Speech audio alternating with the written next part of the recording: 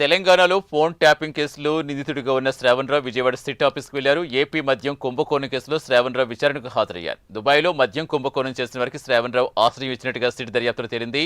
దీంతో లోతైన దర్యాప్తు కోసం శ్రావణరావును విచారణకు పిలిచింది సిట్.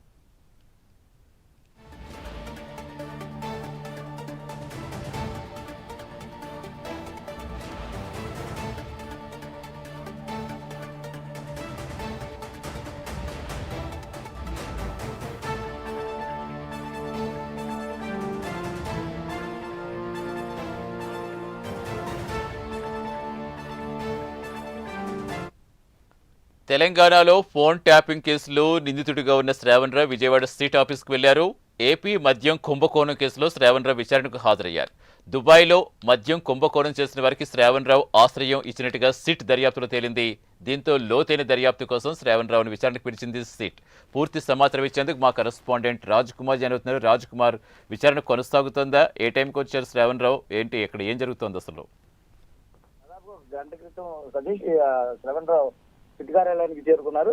ఏదైతే లిక్కర్ స్కామ్ సంబంధించి కూడా తెలంగాణలో ఇప్పటి వరకు కూడా ఎవరికి నోటీసులు ఇవ్వటం కానీ ఎటువంటి అంశాలు కూడా ప్రస్తావించినటువంటి పరిస్థితి ఉంది. ఏదైతే తాజాగా శ్రవణరావు దుబాయ్ లో అక్షర్ ఒక అపార్ట్మెంట్ లో ఒక ఫ్లాట్ కొన్నట్టు, ఆ ఫ్లాట్ లో ఏదైతే తాజాగా లిక్కర్ స్కామ్ కి సంబంధించినటువంటి నిందితులు ఎవరైతే ఉన్నారో ఒక ఐదుగురికి దాదాపుగా కూడా వీరందరూ కూడా కలిసి షెల్టర్ ఇచ్చినట్టుగా కూడా అధికారులు గుర్తించారు. ఈ క్రమంలోనే వారికి నోటీసులు ఇచ్చినట్టుగా కూడా తెలిసింది. నిన్న అక్షర్ను విచారించినటువంటి సిట్ అధికారులు తాజాగా శ్రవణరావుకు కూడా ఇందులో సంబంధం ఉందని గుర్తించారు. ఏదైతే అక్షర్ తనకు ఎవరైతే శ్రవణరావు తప్ప మిగిలిన ఎవరు కూడా తెలియదని చెప్పినటువంటి పరిస్థితి ఉంది. ఈ క్రమంలో ఏదైతే శ్రవణరావును విచారిస్తే కానీ దీనికి సంబంధించినటువంటి అంశాలు ఏవి కూడా వెలుగులోకి రావని సిట్ అధికారులు ప్రాథమికంగా కూడా నిర్ధారించారు. అయితే నిన్న పూర్తిగా కూడా అక్షర్ను విచారించినటువంటి తర్వాత అసలు ఈ కేసుకి సంబంధించి శ్రవణరావుకు అదేవిధంగా అక్షర్కు ఉన్నటువంటి సంబంధం ఏంటి, అసలు లిక్కర్ స్కామ్ నిందితులకు శ్రవణరావు అక్షర్ ఇద్దరు కలిసి ఎందుకు ఆశ్రయించారనేటువంటి దానిపైన కూడా ఫోకస్ చేస్తే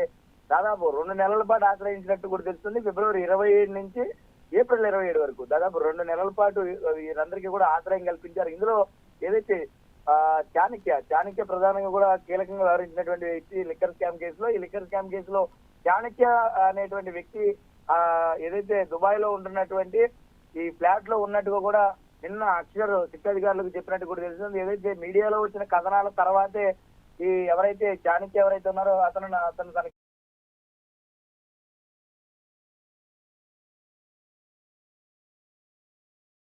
తనకు తెలియదని చెప్పాడు. మరి ఇప్పుడు ఈ కేసు కీలక దశలో ఉంది. ఇప్పటికే మిథున్ రెడ్డి, చెవిరెడ్డి భాస్కర్ రెడ్డి ఇలాంటి కీలకమైనటువంటి వ్యక్తులను కూడా అదుపులోకి తీసుకున్నటువంటి సిట్ అధికారులు మరి శ్రవణరావు, ఎందుకంటే ఫోన్ ట్యాపింగ్ కేసులో తెలంగాణలో క్రియాశీలకంగా వ్యవహరించినటువంటి శ్రవణరావు ఇప్పుడు ఉన్నటువంటి పరిస్థితుల్లో తాజాగా ఏపీ లిక్కర్ స్కామ్ కేసులో కూడా శ్రవణరావు పాత్ర ఉందనేది సిట్ అధికారులు ప్రాథమికంగా నిర్ధారించారు. మరి ఇప్పుడు విచారించినటువంటి తర్వాత ఏమన్నా శ్రవణరావును కూడా అదుపులోకి తీసుకునేటువంటి అవకాశం ఉందా లేదంటే ఏంటనే దానిపైన కూడా కొంత క్లారిటీ రావాల్సింది. విచారణకి రావాలని పిలిచారు, విచారణకి వచ్చారు కాబట్టి విచారణ జరుగుతుంది.